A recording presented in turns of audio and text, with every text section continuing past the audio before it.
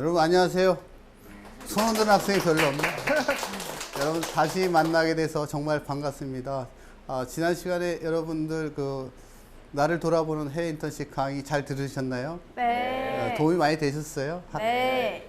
예. 여러분들한테 많이 도움이 됐으면 바람이고요.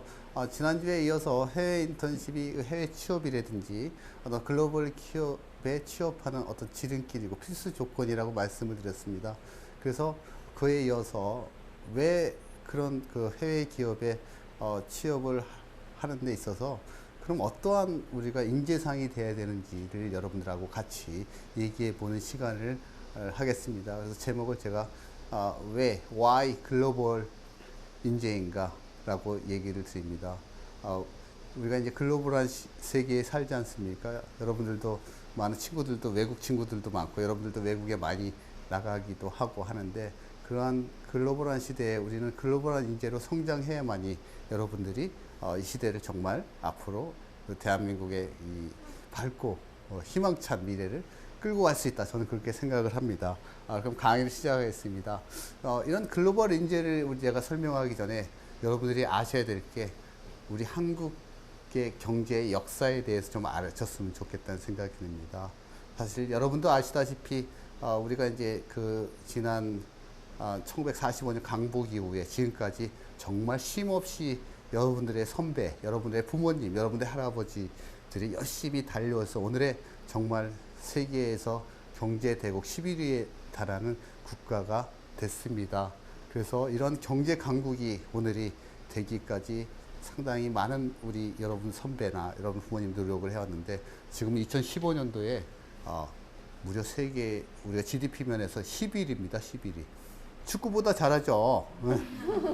축구는 한 50이 됩니까? 저는 잘 모르는데 세계 11위면 상당히 잘하는 겁니다. 세계 경제적으로 대강국인데 그 이면에는 우리가 한국이라는 나라가 특수성이 있죠. 우리가 석유가 있습니까? 없죠. 자원이 그렇게 많지 않은 나라다. 거의 없던 나라죠. 우리가 자원이 없는 나라임에도 불구하고 이런 세계적인 경제 대국이 될 수 있었던 배경에는 무엇일까요? 무역이라는 거죠. 우리가 석유라든지 여러 천연자원을 수입해서 가공해서 다시 만들어서 다시 수출하는 거죠. 그죠? 우리나라 삼성전자나 LG나 포스코나 그죠? 우리나라 굴지의 기업들이 또 SK라든지 이러한 기업들이 우리 원자재를 수입해서 가공해서 다시 수출해서 하는 그러한 나라이기 때문에 그 배경에는 무역이라는 절대적인 영향을 미쳤다. 한국 경제에 그렇게 설명을 드릴 수 있습니다. 그러면 작년 2015년 GDP 세계적인 랭킹을 보면 우리나라가 물론 1위는 당연히 미국이겠고 2위는 중국이겠습니다만 한국도 당연 31위에 해당하는 그런 갈목한 성적을 사실 하였습니다. 그래서 보면 우리 한국 경제의 글로벌 인재에 대한 어떤 배경에는 한국 경제에 대한 현 위치가 과연 어딘지를 우리가 분명히 인식하고 갈 필요성이 있는 것 같습니다. 그러면 우리는 현재 수출로서는 세계 6위입니다. 어마어마한 국가죠. 수출을 세계에서 6위 한다는 건 대단한 나라지 않습니까?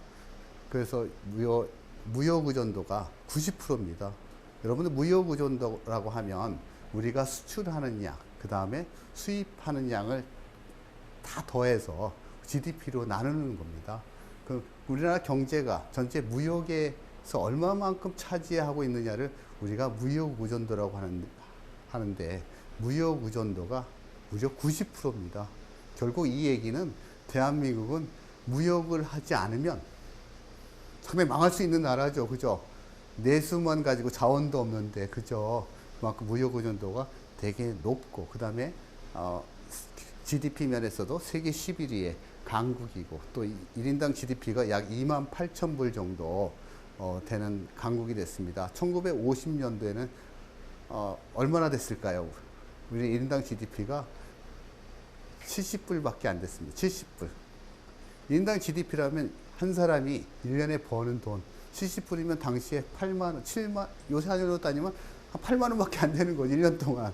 그러니까 그만큼 되게 어려웠던 시기가 있었다. 그러나 우리나라 그동안 어떤 경제 개발을 추진하면서 우리나라 또 IT 산업이 발전하면서 다양한 산업의 포트폴리오를 이루었죠. 제조업, 자동차라든지 선박이라든지 철강이라든지 뭐 LCD라든지 뭐 요새 핸드폰이라든지 뿐만 아니라 최근에 여러분들이 좋아하는 태양의 후예 송중기, 송혜교가 나오는 그런 한류까지 또 K-팝까지 다양한 분야에서 어떤 우리가 산업에 대한 포트폴리오를 갖고 가면서 우리가 세계 강국이 돼 왔습니다. 그래서 이런 한국 경제의 성공 비결에는 제일 중요한 게 우리의 어떤 기업가 정신이죠. 많은 기업들이 결국 사업 보국이라는 얘기를 많이 합니다. 어떤 사업을 일으켜서 보국, 국가에 보훈한다는 뜻입니다.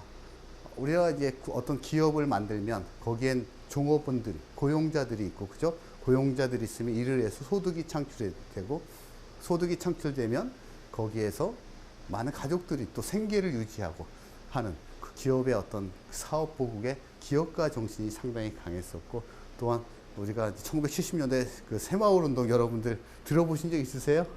새벽부터 일어나서 일을 한다. 그 새마을이 울렸네. 뭐 이런 노래가 있어요. 새벽종이 울렸네. 죄송합니다. 하는 그런 어떤 근면성, 딜리전트한 어떤 국민들의 열정이 있었고, 또한 여러분들도 같이 공부했지만 부모님들에 대한 교육열, 그죠? 우리 아이들한테 교육을 시켜야겠다 하는 그런 교육열과 더불어서 우수한 인력들이 상당히 많이 배출이 돼 있습니다. 그 다음에 이제 우리나라 무역에 있어서 가장 그 수출 경쟁력을 가지고 있는 지금 반도체라든지, 그 다음에 핸드폰, 그죠? 그 다음에 철강이라든지, 선박이라든지, 기계류, 이런 그 5개의 어떤 제조업의 경쟁력이 세계에 다 1위 아니면 5위 안에 다 랭크가 돼 있을 정도로 그런 제조업에 대한 경쟁력이 되게 강했던 거죠. 그래서 지금은 이제 선박 경기 같은 경우에 좀 중국에 좀 뒤처져서 2위였지만 지난 10년간은 세계 1위로서 자리를 잡았고, 반도체도 세계 1위고, 그죠, 사실. 그런 제조업에 대한 경쟁력이 있었기 때문에 한국 경제가 이렇게 발달을 해왔다. 그런데 그들이 과연 국내 기업들과 경쟁했을까요? 아니죠. 어디에 세계의 기업들과 경쟁했고, 세계에 수출하고, 세계의 기업들하고 당당하게 어깨를 겨뤘기 때문에 우리 경제가 이렇게 튼튼하게 됐다. 그런데 최근에 와서, 그죠? 우리 IT 시대가 발달을 해오면서 2000년 이후에 미국이라든지 유럽이라든지 상당히 우리가 애플이라든지 마이크로소프트라든지 뭐 구글이라든지 이런 나라들이 상당히 나오게 됐죠. 그래서 우리가 옛날에는 전통적으로 자본주의 경제라고 하죠. 우리가 그런 얘기를 많이 하지 않습니까? 근데 요새는 그런 용어를 보다는 뇌본주의라고 용어를 씁니다. 뇌본주의. 뇌본주의는 뇌, 우리 브레인을 얘기하는 거죠. 옛날에는 돈을 많이 가진 사람이 땅을 사서 공장을 만들어서 제품을 생산하는 걸 해서 수익을 창출해서 그 다음에 주주들한테 배당을 해주고 그런 자본주의 시대였지만, 라고 하면 지금은 자본이 필요 없고 뭐죠? 아이디어, 그죠? 우리 보면 무슨 애플이 무슨 구글, 아마존, 페이스북, 그죠? 페이스북이 뭐 자본이 들어갑니까? 안 들어가죠. 우리나라도 그 페이스북보다 더 먼저 생겼죠. 뭐가 있었죠? 싸이월드. 도토리주기 기억나세요? 페이스북의 자크버거보다도 더 먼저 앞서서 우리는 벌써 아이러브 스쿨이라든지 아니면 그거 했지 않습니까? 그죠? 싸이월드를. 근데 우리가 지속하지 못하고 페이스북에 자리를 넘겨준 거지 않습니까? 근데 그런 걸 만들었을 때 돈이 필요할까요? 아이디어죠. 그죠? 아이디어. 아이러브 스쿨 같은 경우 포장마차에서 친구들하고 소주 한잔하면서 그걸 만든 분이, 야, 우리 친구들, 옛날 친구들하고 어떻게 연결할 수 있는 걸 만들어 볼까?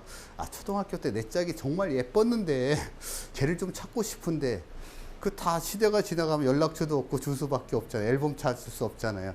그걸 한번 우리가 인터넷 시대에 한번 만들어 보자. 그렇게 해서 만든 게, 단순하게 포장마차에서 얘기하다 만든 게 우리가 아이러브 스쿨이라는 걸 통해서 만드는 시대죠. 결국 아이디어를 가지고 우리가 자본이 아닌, 그리고 우리가 내본주의 시대로 합니다. 이러한 어떤 시대의 산업의 흐름은 단순히 한국에서만 게 아니고 전 세계적으로 기업의 어떤 순위까지도 바꿔놓을 정도로 많이 바뀌었다. 과거에 전통적으로 보면 세계에서 1위부터 10위까지의 산업은 대부분 어떤 산업이었냐면 석유, 에너지가 되게 중요하지 않습니까? 그래서 뭐 쉘이라든지 여러분들이 모빌이라든지 이런 석유 회사들이 대부분 세계 1위부터 다 가지고 있어요. 자원이 많으니까 자원을 개발해 가지고 석유를 파니까 석유가 있어야 우리가 산업을 돌릴 수 있으니까. 그런데 지금 시대에 한번 여러분들 한번 보실까요? 세계 속의 한국 기업인데 세계 시가총액 500대 기업 중에 1위가 어디입니까? 애플이죠. 사과, 그죠? 그 다음에 두 번째가 구글. 옛날에는 애플이나 구글이라는 회사가 1, 2에 없었다는 거죠. 옛날에는 아까 엑슨모빌이라는 회사라든지 페트로 차이나 이런 회사들 아니면 금융회사들, 그죠? 금융회사들이 세계의 저게 탑 랭크가 되어 있는 회사였는데 지금은 500대 기업 중에서 세계 1, 2위가 전부 다 그런 아까 뇌본주의 애플이라든지 구글이나 이런 회사라는 거죠. 아이디어를 가지고 창의적으로 세상을 네트워크화 시키고 그죠? 공유 경제를 실천하는 그런 기업들이 됐다. 이러한 시대의 패러다임에 전통적인 어떤 제조업의 변화에서 IT 산업으로의 변화하면서 세계적인 어떤 순위가 이렇게 변동이 되는데 그럼 한국의 현재 경제 산업의 위치는 과연 어디에 있느냐를 한번 보면 2015년도에 500대 기업 수를 비교하면 미국은 약 2014년도에 195개에서 198개로 증가했습니다. 500대 기업에서. 근데 중국은 무려 22개에서 46개. 2배 증가했죠. 엄청나게 증가했잖아요. 그죠? 그만큼 중국이 상당히 그 어떤 IT계 이런 산업의 재편에 빠르게 적응을 하고 있습니다. 일본도 30개에서 32개. 근데 한국은 한번 맨 밑에 볼까요? 한국은 6개였는데 지금 500대 기업에 3개밖에 들어가 있지 않다. 우리는 뒤처져 가고 있다. 순위 면에서. 상당히 안타까운 현실이다. 우리가 이제 현재 우리 한국 경제나 산업의 위치를 알아야 다음 단계를 갈 수 있는데 이러한 위치를 우리가 어디에 이직을 하느냐는 되게 중요한 의미를 가질 수 있다고 봅니다.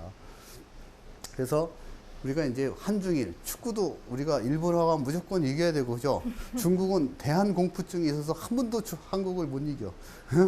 그렇죠. 그만큼 우리가 중국을 조금 이렇게 언더레이스 평가절하하는 측면도 있었죠. 근데 요새 세계는 어떻게 가고 있습니까? G2 시대, 그죠? G2라는 시대, 그러니까 미국과 중국이라는 이 시대가 와한 거죠. 과거에 역사적으로 양극화가 이제 붕괴가 되는 시점 전에는 우리가 미국하고 러시아, 소련 이런 시대에서 지금은 미국과 중국이 G2 시대에 입각해서 있었죠. 그 다음에 일본을 우리는 항상 벤치마킹의 대상으로 했죠. 우리보다 상당히 지금도 소득 수준도 높고 기술도 앞서 있어서 항상 우리가 벤치마킹이 돼 있었다. 그러나 상대적으로 우리가 일본보다는 그래도 노동력의 인건비가 좀 싸다. 그런 어떤 경쟁력을 가지고 우리가 일본하고 세계 시장에서 경쟁을 해왔다. 그러나 지금 또한 중국도 보면 그 기술 격차가 우리보다는 우리가 좀 앞서 있었죠. 모든 면에서. 그죠? 제조업체 면에서. 전 세계의 70%의 제조 공장이 지금 중국에 있습니다. 그러니까 중국에서 만들지 여러분들이 쓰고 사용하고 있는 모든 것들의 70%는 중국에서 생산돼서 오는 겁니다. 여기서 한국의 우수한 기술 원자재를 보내거나 해서 대부분 한국에 있는 기업들도 다 어디가 있죠? 중국에 가 있죠. 아니면 최근에는 이제 중국도 가격 경쟁력이 인건비가 높아가니까 인도네시아라든지 베트남이라든지 그죠? 베트남 같은 경우에 삼성전자 공장이 하노이에 들어왔는데 삼성전자 공장 하나만 가지고 그 나라의 무역 수지가 적자에서 흑자로 바뀔 정도로 그죠? 고용이 10만 명이 창출되고 그죠? 그만큼 어마어마한 바뀌었죠. 그런 시대에 비해서 일본하고의 가격 격차는 더 적어지고 또 중국은 우리가 좀 뒤처졌다고 생각하는데 지금은 중국이 우리보다 앞서는 게 비교적으로 29점, 약 30%는 우리보다 벌써 앞섰어요. 그리고 앞으로 3년 내에는 또 1년, 3년, 5년 내에는 약 60% 이상을 우리가 앞서간다고 지금 합니다. 그래서 우리는 이런 걸 우리가 이제 샌드위치라고 그러죠. 여러분들이 잘 드신 샌드위치. 그죠? 가격적으로 일본보다도 경쟁력을 상실하고 기술적으로보다 옛날에는 일본보다도 가격 경쟁력이 있었다. 우리 인건비도 싸고 하니까.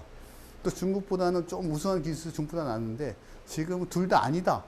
그 중간에 껴가지고 이리 가지도 못하고 저리 가도 못하는 게 우리가 샌드위치다. 또는 샌드백이다. 이렇게 표현을 합니다. 양쪽에서 우리를 중간에서 역사적으로도 그랬는데 경제적으로도 지금 샌드위치의 시대에 지금 입각해 있다고 볼 수 있습니다. 그래서 우리가 이제 그럼 글로벌한 이 제조업이라는 건 상당히 중요한 의미가 있습니다.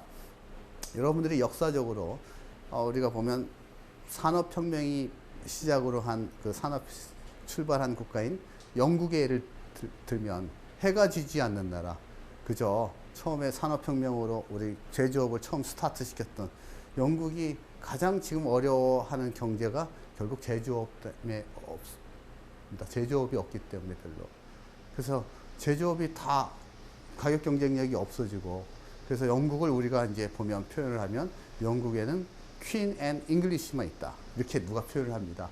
영국에 가면은 여왕이 사는 버킹엄 팰리스도 있고, 그죠? 여왕의 유적지도 되게 많고, 관광지로서 있고, 또 여러분들처럼 영어 배우고 싶은 사람은 어떻게 가죠? 어학연수를 가니까.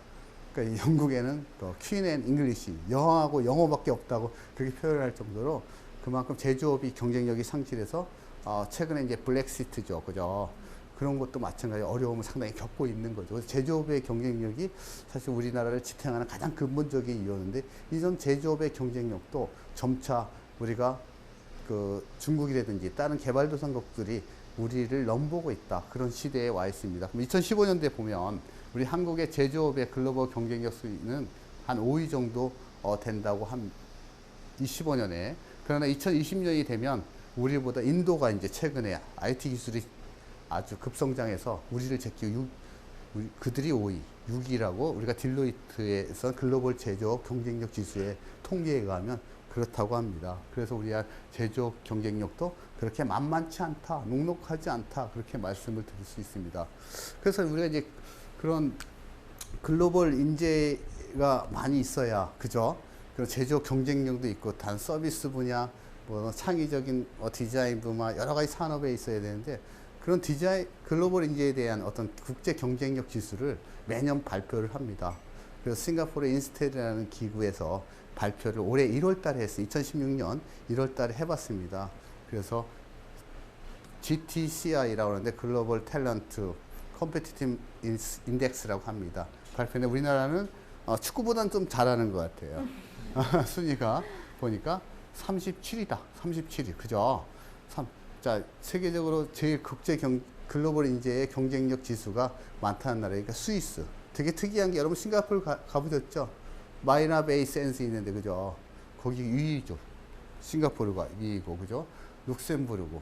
그래서 글로벌 인재 경쟁력 지수에서도 우리가 그렇게 높은 차지하고 있다. 이러한 글로벌 그 인재 경쟁력의 지수를 산출하는 데 있어서는 어떠한 요소들을 많이 보냐면 그 각국의 나라들의 대학 및 비정규 그 학교들의 경쟁력, 그 다음에 노동의 생산성, 그 다음에 또한 그 업무에 대한 전문성, 효율성, 또 근무 조건, 또 글로벌 인재가 어떤 나올 수 있는 환경 이런 요소들을 다 분석을 해가지고 통계를 내는 매년 발표하는 수치입니다. 근데 글로벌 인재 면에서도 우리가 그렇게 앞서가지 못하고 있다는 걸 지금 보고 있습니다. 그래서 왜 그러면 우리가 이 글로벌 인재가 중요한가? 아까 서두에 말씀드렸듯이 한국은 자원이 없는 국가이기 때문에 자원을 수입해서 가공해서 다시 수출하는 국가 아니면 아이디어를 한류라든지 그죠? 그런 걸 다시 만들어서 수출해야 되는 국가입니다. 한국 자체의 경쟁력, 소비력만으로는 우리 경제가 앞서갈 수가 없다. 그렇다고 하면 우리가 무역이나 그죠? 이런 걸 해야 되지 않습니까? 근데 그 무역이 어떤 옛날에는 상품적인 거에 국한해서 얘기를 했어요. 어느 제품을 수출하고 수입하는 것. 그게 아니죠, 요새는. 요새 영화도 수출하고, 그죠? 뭐, 태양의 후예 드라마도 수출하고, 또 여러분들이 잘 아는 그 뭐 엔터테인먼트 프로그램도 수출하고, 그죠? 그런 수출을 통해서도 다양한 부분에서 일어나고 있다. 심지어 악기를 수출해, 음반을 수출하고, 뭐, 디자인을 수출하고, 이제 그런 세계에는 어떤 그냥 국내 시장이 가지고 안 된다. 전 세계 제조나 IT, 인터넷 분야의 모든 분야에서 그 무역은 필수적이다. 그래서 글로벌한 어떤 경제를 알지 못하고는 이 시대의 생존은 사실 불가능하다. 그렇게 단언할 수도 있습니다. 그러려면 그럼 이런 글로벌한 시대에 우리가 나갈 수 있으면 글로벌한 시대에 맞는 역량을 가져야 있죠. 능력이나 전문성이 있고 그런 인재가 있어야 우리가 글로벌한 어떤 국가가 되고 그죠? 우리가 한국이 잘 살 수 있는 거 아닙니까? 한국에서의 어떤 인재만 돼가지고는 잘 살 수 있는 국가가 안 되는 거죠. 그럼 세계에서의 어떤 국제 무대에서 양궁에서 우리가 금메달 따듯이 그런 속에서 금메달 따 이제 한국에서만 금메달 따면 안 되겠죠. 그런 시대에 있다. 그래서 그런 돌파구를 마련하겠으면 우리 글로벌한 인재를 많이 여러분들 같이 우수한 인재를 양성해서 글로벌한 인재를 만들어 가야 되는 게 이 시대의 숙명적인 당면 과제가 아닐까 저는 그렇게 생각을 합니다.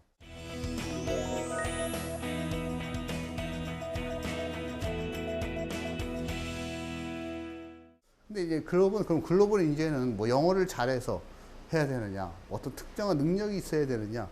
그 글로벌 인재라는 우리가 정의를 생각하면 우리 국정을 넘어서 전 세계에 걸쳐서 환경에 적응하면서 거기에 당당히 경쟁해서 이겨나갈 수 있는 능력을 가진 자를 글로벌 인재라고 우리가 얘기를 하는데, 그럼 글로벌 인재로 우리가 가기 위해서는 어떤 생각을 가지고 있어야 될까요? 첫 번째, 영어 공부를 도서관에서 열심히 한다고? 뭐 세계적인 상품에 대해 지식을 공부한다고? 그게 어떠한 아웃풋이라고 보면, 결과물이라고 보면 그 전에 있어서 우리가 글로벌한 마인드를 가져야죠. 그죠? 내가 지금 있는 세상은 전 세계의 사람들하고 치열한 경쟁을 사는 세계이고, 그죠? 그렇기 때문에 나는 전 세계가 내 거다 하는 생각을 가져야 되는 거죠. 전 세계를 상대로 하는 어떤 생각, 창의력인 생각, 내가 어떤 분야를 공부하거나 연구하는 데 있어가지고 단지 한국에 어떤 제한된 게 아니고 전 세계에 걸쳐서 우리가 도전하고 그 실현시켜야 되었던 창의적인 생각, 입체적인 생각. 그리고 여러분들이 페이스북이나 이런 거 많이 하잖아요. 전 세계의 친구도 많잖아요. 그러니까 실시간적으로 정보를 계속 리서치하는 어떤 생각을 가지고 있어야 되는 거죠. 페이스북에 맛집에 꽂히거나 좋은 여행지에 꽂히는 건 취미생활이고 좀 더 다양한 인재로서의 어떤 생각을 가질 수 있으면 그런 생각을 가질 수가 있다. 그 다음에 이제 중요한 게 그런 생각을 가져야 여러분들이 아까 말씀드렸지 전 시간에 해외 인턴에 대한 필요성을 알아야 해외 인턴을 찾아보고 해보려고 노력을 하는 거죠. 해외 인턴이라는 건 나하고 뭔 얘기야. 나하고 아무 상관없어. 아예 난 관심이 없어. 생각 아니면 해외 인턴 생각을 못 갖는 거죠. 마찬가지 글로벌한 인재는 글로벌한 생각을 가지고 있어야 그 다음에 그럼 글로벌한 생각을 가지고 있은 다음에 글로벌한 그런 역량이 에빌리티가 뭐냐 그런 생각을 갖게 되는 거죠. 그래서 그러려면 여러분들 국제 세계에서 글로벌한 어떤 비즈니스 매너도 에티켓도 알아야 되고 또 어떤 그 사람들하고 얘기하는 커뮤니케이션 하는 능력도 좀 있어야 되고 또 목표나 성공에 대한 어떤 성과 분석력도 있어야 되는 거고 또 아까 지난 시간에 말씀드렸듯이 남 앞에서 발표할 수 있는 프레젠테이션 능력, 나의 생각을 상대방한테 어떻게 정확하게 전달할 수 있는 능력. 그렇죠. 여러분들도 강의를 많이 듣지만 강의를 여기 계신 교수님이 잘못하면 졸리잖아요. 그죠? 이 얘기했다가 저 얘기했다가 하면 혼선이 많이 올 거죠. 정확하게 전달할 수 있는 능력을 가지든 보고서를 쓰더라도 또 영어 레터를 쓰더라도 정확하게 표현을 해서 상대방한테 알릴 수 있는 능력을 그런 능력을 가지고 있어야지만이 글로벌한 인재가 될 수 있고 제일 마지막에 너리지입니다. 지식. 근데 우리는 거꾸로 하고 있지 않나 생각이 듭니다. 그러니까 실무적인 지식과 이것만 있으면 내가 글로벌 인재가 된다고 생각하는 학생들이 다수가 있는 것 같아요.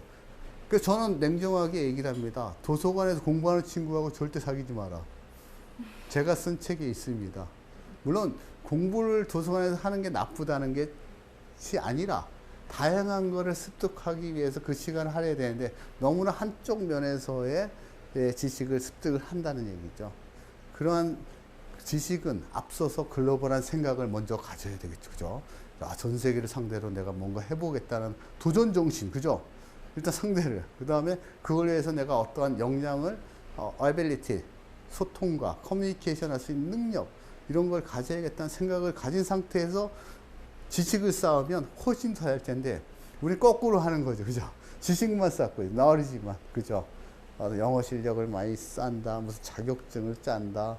뭐 그것만 가지고 있어. 앞에 두 개가 있어야지 하는 거잖아요. 그 누구가 그걸 가지고 하겠다는 거는 제가 볼 때 그렇게 바람직하지 않다. 저는 그렇게 생각을 합니다. 너무 우리가 기능적으로 살지 말고 생각의 폭을 좀 넓게 살았으면 좋겠다 생각이 듭니다. 그래서 이제 요새 얘기하는 4차 산업혁명이라고 여러분들 많이 얘기들 하죠. 여러분들 뭐 얘기하는 뭐 사물 인터넷, 그죠? 들어보셨죠? 사물 인터넷. 그래서 IoT라고 해서 인터넷 오브 싱스, 모든 사물들을 우리가 인터넷으로 이용해서 사물을 움직이게 한다. 그러니까 과거에는 산업혁명, 뭐 2차 산업혁명, 3차 산업혁명에서 우리는 요새 또 IoT, CPS, 또 인공지능 기반의 만물 초지능 혁명, 또 CPS라고 하죠. CPS 여러분 들어보셨죠? 요새 얘기 많이 나오는 사이버 프로덕션 시스템, 가상의 사이버의 가상의 생계를 생산하는 거하고 이렇게 만들어서 하는 시스템을 갖다가 우리가 CPS라고 한다고 합니다. 뭐 일명 뭐 메이커 무브먼트라고 하기도 하고, 어떤 제품을 가지고 단순하게 만드는 게 아니고 어떤 IT 기술을 융합해 가지고 만드는 기술을 구현하는 세계. 그런 4차 산업이 이렇게 세상이 사람과 사물과 공간을 연결시키는 세계가 왔다. 그런 시대가 바뀐 거예요. 그러니까 혼자서 열심히 연구하는 게 아니라 이제 그걸 갖다가 우리가 이제 컨버전스라고 하죠. 융합이라고 표현을 합니다. 융합. 그죠? 그래서 어떤 학생들은 나는 경제학을 전공하기 때문에 나는 물리하고 전혀 관계없고 나는 건축하고 전혀 관계없어. 이렇게 생각하면 취업이 절대 안 되겠죠. 또 건축학이나 이런 엔지니어를 공부하는 학생이 나는 설계를 잘하고 디자인을 잘하고 구조를 잘 만든다고 생각하면 올바른 건축물이 될 수가 없다. 그죠? 그 건물 안에 어떠한 콘텐츠로 어떤 사람들이 주거를 편하게 하고, 그죠? 여러분들 같으면 어떤 건물에 여러분들이 살더라도 그 건물에 커피숍이 괜찮은 커피숍도 있고, 그죠? 여러분 뭐 도서관도 있고 뭐 운동하는 시설도 있는데 살고 싶지 않습니까? 그러니까 그런 거를 소비자의 어떤 니즈, 욕구를 분석할 수 있는 소비자 분석을 하는 사람들도 좀 필요한 거죠. 그러니까 다양한 사람들이 이렇게 산업을 만들어야 살아가는 세상이 4차 산업, 4차 그 어떤 그 산업의 혁명이다. 우리가 얘기를 합니다. 그래서 그러한 이런 시대가 단순하게 한 가지를 가지고 전문적으로 하는 시대가 여러분들 이때까지 왔다면, 얼마 전에 뭐 유엔이나 이런 세계적인 기구에서 발표를 했죠. 없어지는 직업. 그 계산하는 거, 회계사. 그 다음에 뭐, 저희가 지금 얘기하는 거는 그 직업에 뭐, 이게 나쁘다 좋다를 얘기하는 게 아니라 시대의 변화에 따라서 그런 직업들이 앞으로 조금 이렇게 사라질 가능성이 높다고 전문기관에서 얘기하는 겁니다. 그래서 회계사라든지 금융을 하는 업, 저같이 교수를 하는 직업들도 여러분들 테드라고, 그죠? 유명한 강의를 들을 수 있어요. 유명한 강의를 그냥 사이버에서 들으면 되잖아요. 그죠? 그래서 교수라는 직업, 그 다음에 뭐 법 쪽에 있는 사람, 내가 죄를 졌어. 그럼 뭐 판결을 뭐 어떻게 넣으면, 딱 컴퓨터에 넣으면 거기서 판결을 해주는 거죠. 우리가 얼마 전에 이세돌이가 안타깝게 졌지만, 그죠? 바둑에서 졌잖아요. 그래서 그런 세계처럼 그런 복잡한 융복합적인 세상이 왔다. 그러니까 그런 세상을 우리가 이겨내려고 하는 글로벌한 이제는 어떻게 중요하냐. 가장 중요한 얘기입니다. 제가 오늘 강의를 통해서 여러분들이 어떤 이 시대의 젊은이들이 가져야 할 가장 핵심적인 건 뭐냐. 2015년도에는 컴플렉스 프로블럼 솔빙, 복잡한 문제를 해결할 수 있는 능력을 가진 사람이 이 시대의 글로벌 인재가 될 수밖에 없다. 왜? 아까 이게 4차 산업혁명처럼 나는 어떠한 인문학적인 공부, 이공계 중 하나만 잘해가지고 하는 세상이 아니고 이제는 두 개를 그렇다고 인문계 학생이 뭐 IT 프로그램을 짤 필요는 없다는 얘기예요. 그런 세계를 이해를 할 수 있어야 된다는 얘기죠, 제 얘기는. 근데 융복합이라 해서 야 나는 뭐 경제학도 잘해야 되고 국문학도 잘해야 되고 건축학도 잘해야 된다 이런 얘기를 드리고자 하는 게 아니에요. 그런 학문 속에서 다른 학문이나 다른 산업을 연관시켜서 생각할 수 있는 사람, 결국 복잡한 문제를 해결할 수 있는 능력을 가진 사람이 되게 중요하다. 되게 중요한 얘기입니다. 아까도 말씀했죠. 우리가 여러분들 구글이나 네이버나 이런 거 서치하는 거, 단순하게 지식을 얻는 거, 그런 산업이나 그런 인재는 앞으로 미안하지만 이 세상을 경쟁에서 이겨낼 수가 없는 거예요. 그 다음에 이제 두 번째가 코디네이티브, 다른 사람들하고 어떻게 협업을 하느냐. 그죠? 협조해가지고 일을 같이 만드느냐. 그다음에 사람들을 관리하고 있느냐. 협상하는 이런 순위인데 앞으로의 그 2020년, 앞으로 5년 뒤에는 어떻게 또 월드 이코노믹 포럼에서 이런 얘기를 합니다. 앞에 건 똑같아요. 그건 변하지 않습니다.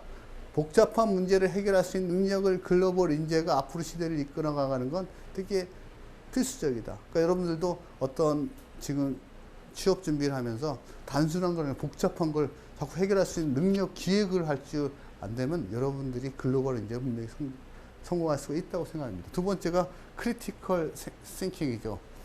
막 사고를 단순하게 받아들이지 말고 좀 다른 측면에서도 보고, 좀 비판적인 생각에서도 보고, 창의적인 생각에서 보면 한번 생각을 뒤집어서 한 번 더 해보고, 그 다음에 창의력, 그 다음에 피플 매니지먼트, 사람들을 어떻게 관리하는가, 그죠? 매니지먼트 하는 거, 그죠? 그래서 요새 시대는 그런 얘기를 합니다. 학문적으로 매트 컬프의 법칙이라고 하는데, 옛날에는 어떤 산업이 발달하기 위해서 엄청난 자본을 투입을 하면 그 산업이 생산성이 2배, 4배 이익을 남긴다고 얘기하는데, 매트 컬프라는 학자는 요새 시대는 그런 것보다 네트워크, 사람의 휴먼 네트워크. 제가 이 학생이 가지고 있는 우수한 역량을 가진 사람을 한 200명을 알면 내가 200명 더 아는 거죠. 그 네트워크를 증가시키는 건 이익을 증가시키는 거에 10배, 무한배로 더 클 수가 있는 거죠. 그래서 페이스북이 친구가 진짜 훌륭한 친구들이 많으면 내가 잘 하지 않아도 그 친구가 더 많이 아는 걸 어떻게 매니지먼트 하느냐. 그게 가장 핵심적인 요소가 될 수 있습니다. 그래서 월드 이코노믹 포럼에서 올해 발표한 앞으로의 우리가 글로벌 인재 역량을 가지기 위해서 10가지 기술을 얘기를 합니다. 그래서 제가 생각하는 글로벌 인재, 그래서 그 월드 이코노믹 포럼에서 얘기하는 거, 제가 이 세계를 다니면서 저도 한 100개국 이상을 다니면서 사람들 교류하면 느끼는 건 이런 거 같아요. 글로벌 인재는 소통을 자주 하고, 잡에 대한 프로페셔널리즘, 자기 직업에 대한 전문성이죠.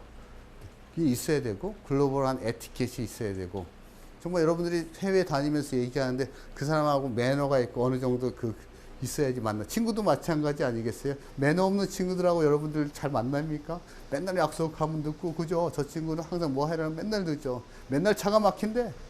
약속을 하면. 그런 친구 오래 보지 않잖아요. 더욱이 국제적인 사회는 그런 신뢰가 상당히 중요하죠. 또, 아까 이제 컴플렉스 프로블럼 솔빙은 아까 설명을 드렸고, 그 다음에 여기서 이제 빠질 수 없는 게 이제 글로벌한 인재가 여러분들 회사나 들어가기에 필수 조건, 인턴십 같은 것도 되게 중요합니다. 그런 요소들을 한번 제가 만들어 봤는데 좀 설명을 다음 장에 드리면, 왼쪽에 있는 사항들이 정말 글로벌 인재가 위한 역량 강화의 가장 핵심적인 요소라고 제가 한번 뽑아 봤습니다. 첫 번째가 뭐라고 했죠? 지난 시간에 배운 인턴십입니다. 인턴십은 뭐 필수입니다. 인턴십을 여러분들 1년, 2년 해도 돼. 3년 해도 돼. 인턴십을. 글로벌한 회사들은 좀 이따 설명을 했지만 뽑을 때 여러분들 인턴십을 제일 많이 해요. 어떤 회사에. 그게 회사가 큰 회사에서 인턴십을 한다고 한 게 중요한 거 아니라 아주 2-3명이 있는 회사에서도 상관이 없어. 그런 캐리어를 쌓은 걸 가지고 많이 봅니다. 다음 챕터에서 설명을 드리겠지만. 근데 우리는 어떻게 하죠? 무조건 처음부터 세계에서 제일 좋은 회사 가야 돼. 진짜 애플 가야 돼, 구글 되고, 삼성 가야 되는데 대부분 그런 쪽에 입사를 한 친구들의 경험을 제가 쭉 들어보면 다 조그만 회사에서 인턴십을 해서 그 스토리를 만들어서 나는 이런 회사에서 인턴십을 했는데 이런 경험을 쌓습니다. 그런 사람이 취업을 하더라. 결론을 내리고는. 그래서 일본어로 써죠. 뭐 랭귀지는 뭐 제가 여러분이 잘 알고 있어서 넘어가고요. 리더십, 그 다음에 글로벌 에티켓, 잡 프로페셔널 전문성, 소통한 능력, 글로벌 마인드, 컴플렉스 프로블럼 이런 내용들이 가장 핵심적인 글로벌 인재로서의 갖춰줘야 할 덕목들이다 얘기를 드릴 수 있습니다. 오른쪽에 있어서는 이제 뭐 자기 본인들이 수양해야 될 윤리의식, 그죠? 윤리, 에식스라고 하는 윤리의식을 뭐 어느 기업이나 가장 중요시하게 되죠. 우리나라도 이제 9월 28일부터 김영란법이 통과가 되죠. 그래서 윤리에 대한 투명성은 더 하는데 글로벌 기업에서 윤리는 상당히 더 중요하게 생각합니다. 그래서 글로벌 기업들의 인재상을 종합해 보면 제가 한 5가지의 어떤 테마로 여러분들한테 말씀드리는데 창의성, 그다음에 윤리, 그다음에 감성적이겠다, 또 신지식을 실현할 수 있는 능력, 그다음에 호기심이 있어야겠다.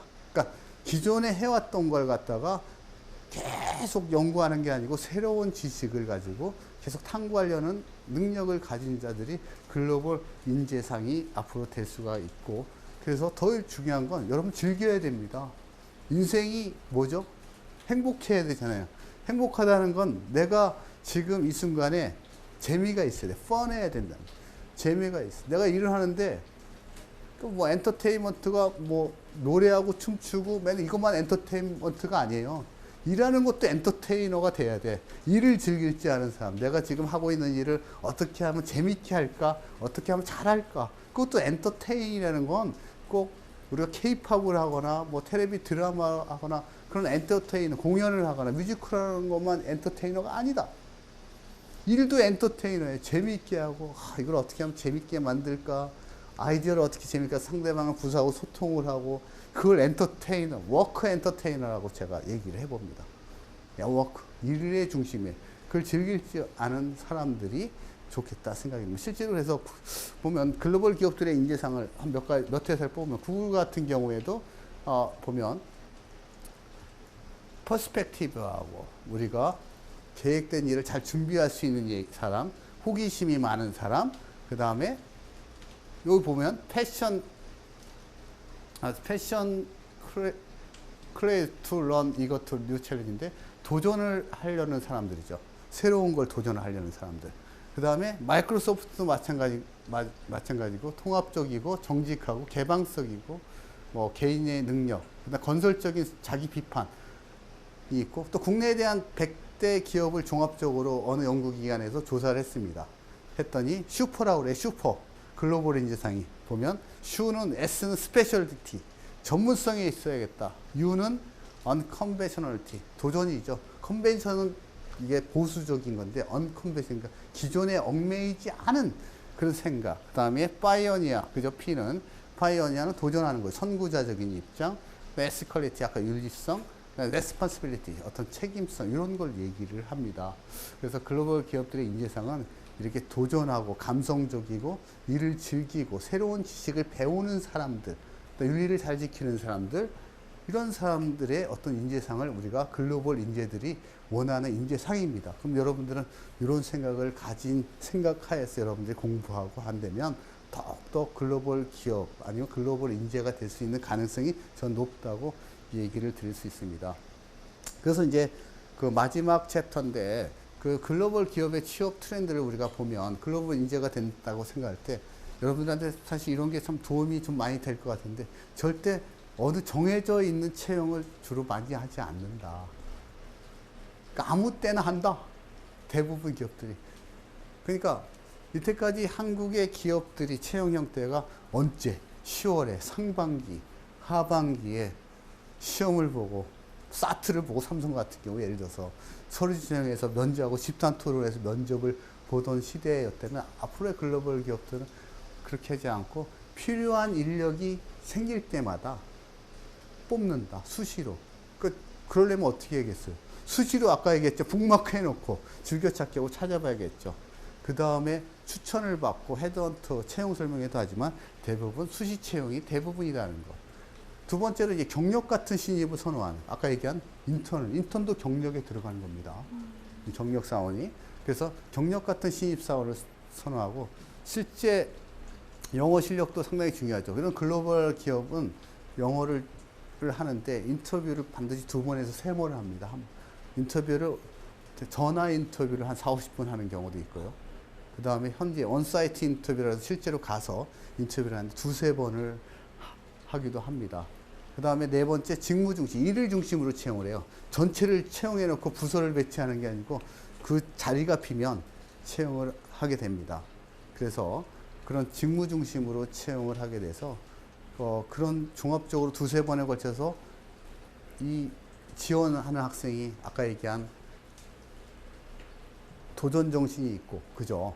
호기심이 많으냐, 그 다음에 리더십 가능성이 있느냐, 윤리성이 있느냐, 또 어떤 목표에 대한 열정, 패션이 있느냐, 이 5가지 요소를 종합적으로 한 사람이 보는 게 아니라 여러 사람이 봅니다. 그래서 3명의 의견을 받아가지고 종합적으로 판결을 내서 그래서 글로벌 인재로 들어오는 사람을 우리가 글로벌 회사들이 채용을 하게 됩니다.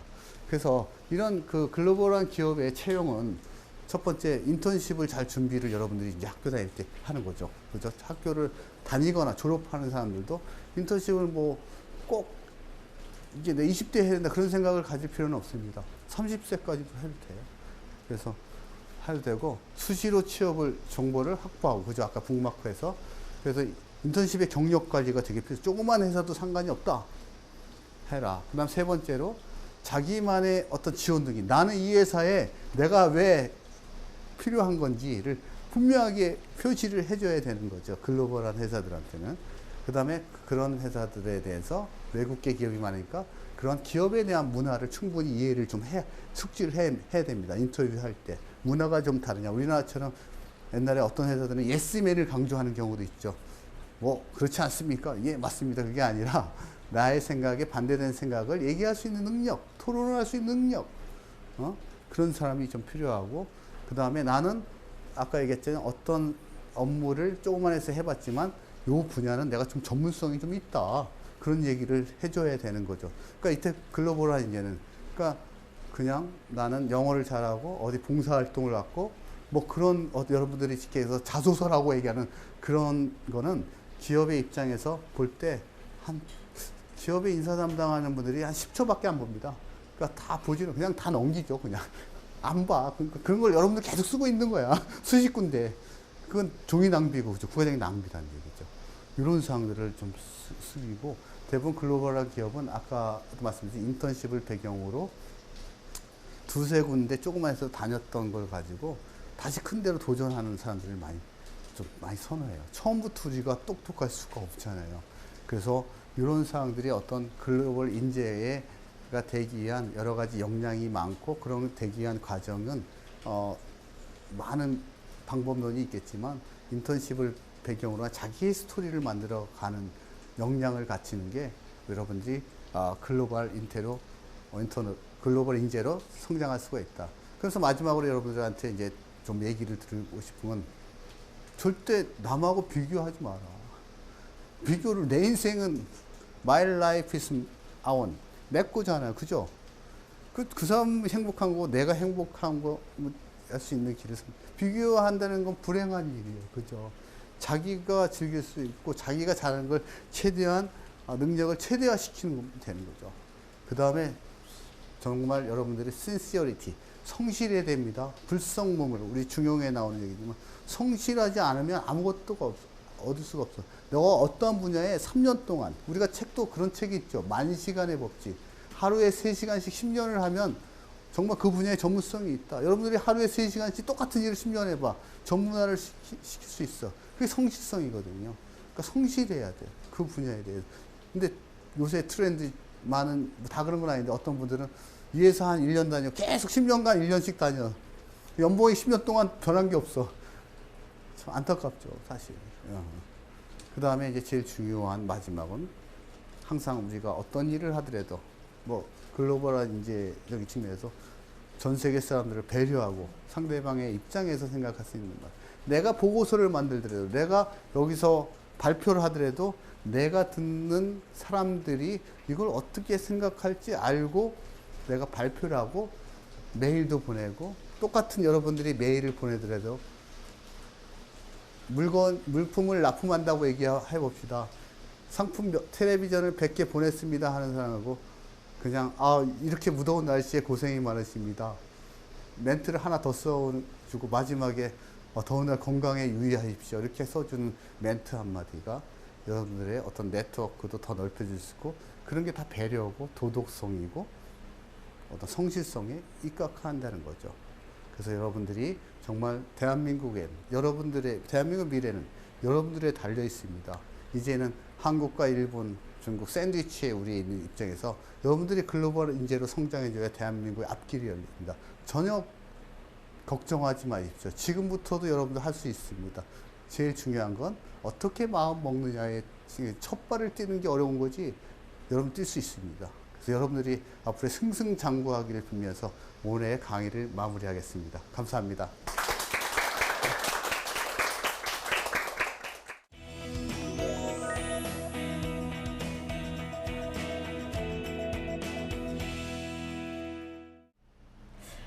되게 요즘 글로벌 인재 이런 얘기 되게 많이 하는데요. 사실 글로벌 인재가 어떤 인재인지 잘 몰랐었어요. 근데 이제 교수님께서 오늘 강의해 주신 걸 보니까 이런 역량을 갖춘 사람들이 글로벌 인재가 되는 거구나 라는 이제 인식을 좀 할 수 있었던 것 같아요.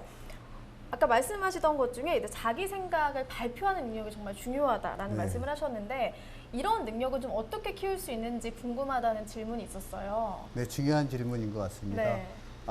우리가 이제 커뮤니케이션이라는 거 하죠. 우리가 둘만의 대화도 있을 수 있고 다수와의 대화도 있는데, 상당히 그런 특히 글로벌한 사람들하고 어떤 커뮤니케이션 하는 입장에서 아주 명확한 자기 의사를 밝히지 하지 않으면 따라오지도 않고 리더십도 없어지고 뭐 유야무야하는 경우가 많거든요. 사실 그런 연습은 평소에 좀 해야 되는데, 사실 여러분들이, 제가 대학 때는 그런 게 있었어요. 3분 스피치. 수업 시간에요? 아니. 수업 시 친구들끼리. 그러니까 예를 들어서 내 여자친구에 대해서 3분 스피치를 합니다. 남학생들이. 내 여자친구는, 근데 어떤 친구는 내 여자친구에 대해 소개를 한다고 하면 막 장황하게 막 이게 이쁘다는 건지 뭐 어떻다는 건지 그렇게 설명하는 친구도 있지만, 좀 함축적으로 서론과 본론과 결론을, 내 여자친구는 참 착한 여자친구야. 왜냐하면 평소에 보면 어떤 행동을 해서 어떻게 해서 얘는 참 착해.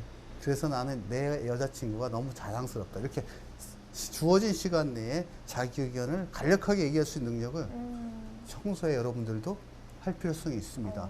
예를 들어서 외국인 친구가 대학교에 여러분들한테 한국 역사, 최근에 역사가 어떻게 변하고 있어? 한국 역사에 대해서. 그런 역사를 정말 3분 동안에, 우리는 5천만 년의 역사를 가졌는데 그걸 다 어떻게 설명합니까? 그죠? 그걸 짧게 3분 만에 설명할 수 있다든지, 제한된 시간에 설명을 할 수 있는 능력. 그러려면 평소에 상당히 논리적인 생각을 많이 해야 돼요. 제가 면접 볼 때 그런 제일 답답해하는 인터뷰 지원자가 있다면 이런 겁니다. 예, 지금 예를 들어 그렇게 질문할 수 있죠. 지금 사시는 곳이 어디입니까? 그러면 제가 예를 들어서 전라남도 광주에 삽니다. 지금 현재 저는 전라남도 광주에 삽니다.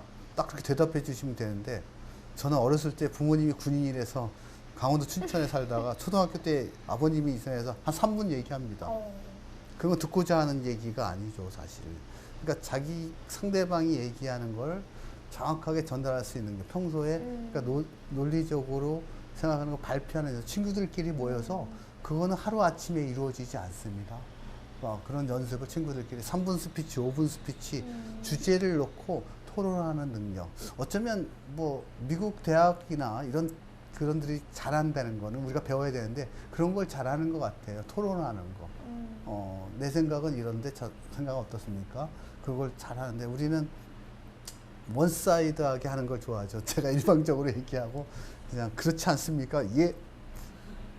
그러면 이제 우리가 이제 서로 커뮤니케이션이 안 되는 네. 거죠. 그래서 여러분들이 평소에 친구들끼리 어떤 토픽에 대해서 한번 글로벌한 인재로서의 역량 중에 하나가 자기 생각을 남한테 전달하는 능력이 중요하니까 그런 연습을 어떤 주제를 가지고 뭐 연습하는 거를 뭐 한 달에 한 번씩이라도 모여서 들어보고 또 그 내 친구가 얘기하는 걸 또 지적도 해주고 너가 이렇게 얘기했는데 내 생각에는 이게 좀 틀린 것 같다. 서로 그렇게 고쳐주는 연습을 계속 하면 좋을 것 같습니다. 네. 두 가지식으로 좀 논리적으로 얘기하는 게 네. 좋은 그렇죠. 방법이겠네요. 항상 얘기를 할 때는 결론부터 얘기를 하시고. 네. 근데 뭔가 애 태우고 싶어서 약간 음. 결론 나중에 얘기하고 싶을 때 있잖아요. 네. 평소에. 네, 평소에 그런데 이제 그 글로벌 기업의 어떤 인재로서 이제 뽑으려고 채용하려고 하는 회사들은 그쵸. 사실 결론을 먼저 선호하죠. 네. 주어진 시간이 별로 없으니까 자기에게. 네, 네. 네. 아까 복잡한 문제를 해결하는 능력도 굉장히 중요하다라고 네, 네. 말씀을 하셨는데 이런 역량은 좀 어떻게 키울 수 있을까요? 예, 사실 되게 어려운 일이죠. 사실 저도 뭐 대학생을 했지만 그런 복잡한 걸 해결할 수 있는 능력보다는 단순한 걸 열심히 반복해가지고 네, 맞아요. 외우고 그런 연습을 많이 했던 시대에 30년 전에 대학생을 한 사람이기 때문에 그때는 이제 그런 시대의 산업이 있었던 시대죠. 공장에서 조립해서 가공해서 만들어서 제품을 마케팅하고 수출하고 그 분야에서만 잘하는 사람이 필요했는데 이제는 그런 시대의 역량이 아닌 복합적인 거를 생각할 수 있는 사람이 필요한 시대가 된 거죠. 그러니까 사실 그러한 역량을 사실 뭐 어떤 책에서 보거나 하기는 되게 어려운 얘기고 그거는 제가 볼 때는 그런 인턴십이나 어떤 그런 걸 통해서 그런 조그만 일을 뭐 기획해서 한번 해본다면 좋은 것 같습니다. 예를 들어서 뭐 어떤 회사에 인턴십을 갔는데 뭐 우리 인턴이 왔는데 이번 주에 우리 워크숍을 1박 2일로 뭐 설악산을 간다. 기획을 해보세요. 그럼 설악산에 뭐 콘도가 몇백 개 있겠죠. 그죠? 그런 걸 하고 또 음식은 어떻게 준비하고 예를 들어서 아주 쉬운 예로 피크닉에 예를 들면 프로젝트도 그렇게 하면 됩니다. 메뉴는 어떻게 생각하고 우리는 갈 때 기차를 탈 건지 버스를 탈 건지 비행기를 탈 건지 그런 것들을 계속 가상으로 그걸 우리가 얘기하는 시뮬레이션이라고 그래요. 어떤 상황을 내가 1부터 100까지 다 그려보는 겁니다. 그런 연습을 평소에 많이 하면 돼요. 친구들끼리의 모임도 좋고 특히 그래서 그걸 제일 많이 할 수 있는 기회는 인턴십의 회사에서 조그만 기획서를 하나 자꾸 만들어 보는 겁니다. 어떤 행사도 뭐 그렇고 프로젝트도 그런 거 시뮬레이션을 가득하면 그거는 금방 생기는 게 아닙니다. 적어도 2, 3년 트레이닝해서 자꾸 그런 생각을 갖게 해야 되는 거니까 그렇게 연습이 좀 필요한 거죠. 예. 경험이 제일 중요한 경험이죠. 그러니까 실패도 해보고 혼나도 보고 그죠. 잘못도 해보고 그죠. 그런 경험 속에서 그런 복잡한 문제를 해결할 수 있는 능력이 저는 생각이 됩니다. 아무래도 이런 게 좀 그러니까 경력이 중요한 이유도 경험이 중요하기 때문이라고 생각이 되는데 경력을 쌓아서 위로 올라갈 수 있다. 아까 그런 말씀을 하셨어요. 근데 네. 우리나라 경우에는 보면 중소기업에서 대기업으로 경력을 가지고 이동하는 경우는 좀 드물다라는 생각이 들었어요. 근데 외국에서는 그런 게 좀 가능한 일인지 궁금해요. 네, 상당히 가능한 일이죠. 우리도 이제 뭐 그렇게 이제 우리 한국 기업들도 채용의 트렌드가 좀 바뀌고 있는데, 그러니까 결국 내가 무엇을 잘하고 있는 건지를 이제 그걸 가지고 취업에 원하는 거고, 외국 회사들도 이 사람이 어떤 면에서 장점이 있고 우리 회사하고 적합한 거를 많이 보고 오는 거거든요. 근데 단지 큰 회사에서 있었기 때문에 스카웃을 한다. 그런 개념보다는 이 사람이 가지고 있는 스토리텔링이 과연 뭐고 앞으로의 우리 회사의 퓨처, 장래에 어떤 포텐셜, 잠재성을 가진 인력을 뽑기 때문에 외국계 회사 같은 경우에는 그게 큰 회사가 아니더라도 그 사람이 어떤 경험을 했는가를 더 주로 많이 봅니다. 그래서 한국계 기업들도 아직까지 그런 기업들이 이제 많이 나타나겠지만 여러분들에게 좀 말씀드리고 싶은 건 조금만 회사라도 그 기업이 소기업이라도 그런 경험을 쌓아서 한다고 하면 우리나라 대기업들도 뭐 그런 인재를 더 소중하게 생각할 수도 있을 것 같아요. 왜냐면 과거에는 진짜 지시해서 따르는 인재를 하는 게 우리나라의 기업의 형태였다면 이제는 우리 한국의 기업도 좀 튀는 사람, 그죠? 응원단장 출신도 필요하고, 그죠? 여러 가지 다양한 인재를 필요하기 때문에 그런 쪽의 인재를 뽑기 때문에 좀 그렇게 생각합니다. 예. 네. 마지막 질문을 드려야 될 것 같은데요. 저희 청산뉴스 공식 방명록을 남겨주고 가셔야 돼요. 네. 청춘들에게 마지막 한마디 남겨주신다면 어떤 말씀 남겨주고 싶으세요? 네. 참 우리 여러분들이 정말 부럽습니다.